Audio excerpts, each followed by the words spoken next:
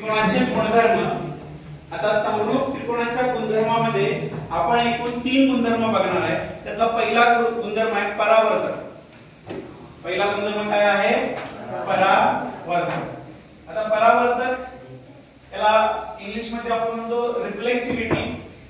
तो स्वतःच समरूप असणे। त्रिकोण एबीसी हा समरूप आहे कोणाला? त्रिकोण एबीसी ला। त्रिकोण स्वतः मी आरशात बघितल्यावर कोण दिसणार आहे? मीच दिसणार। आणि तुम्ही उभारल्यावर तुम्हाला कोण दिसणार? तुम्हीच दिसणार। परावर्तकता रिफ्लेक्सिव्हिटी। त्याच्यानंतर दुसरा गुणधर्म आहे तो आहे सममितीता। दुसरा गुणधर्म आहे सममितीता। सममितीता म्हणजे काय? पहिला त्रिकोण म्हणजे त्रिकोण एबीसी हा समरूप आहे कोणाला? दुसऱ्या त्रिकोणाला। त्याचं नाव आहे PQR। तर हा जो दुसरा त्रिकोण आहे PQR हा समरूप असणार कोणाला? पहिल्या त्रिकोणाला। सममितीता सिमेट्री म्हणतो आपण त्याला। पहिला त्रिकोण समरूप आहे दुसऱ्या त्रिकोणाला तर दुसरा त्रिकोण समरूप आहे पहिल्या त्रिकोणाला। आपल्याला काय म्हणतो? सममितीता सिमेट्री असं त्याला म्हटलं जातं। आणि तिसरा आहे आपण त्याला म्हणतो संक्रमकता। संक्रमकता पहिला त्रिकोण एबीसी हा समरूप आहे कुठल्या त्रिकोणाला? दुसऱ्या त्रिकोणाला। दुसरा त्रिकोण समरूप आहे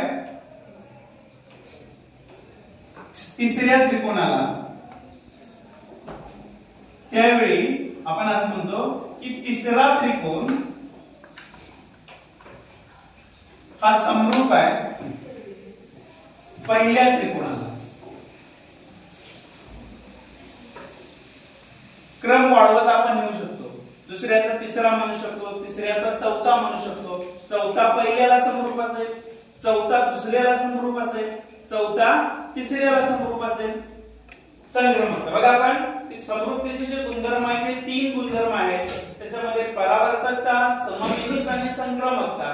परावर्तकता म्हणजे तो त्रिकोण स्वतःला समरूप असणे। समरूप असणे म्हणजे काय? कोण एकरूप बाजू प्रमाण। दुसरा गुणधर्म आहे सममितीता। पहिला त्रिकोण दुसऱ्या त्रिकोणाला समरूप असेल तर दुसरा त्रिकोण पहिल्या त्रिकोणाला समरूप असेल।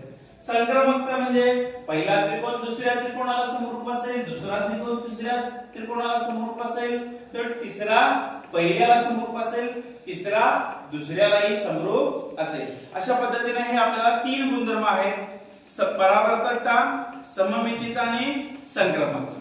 समजलं का सगळ्यांना?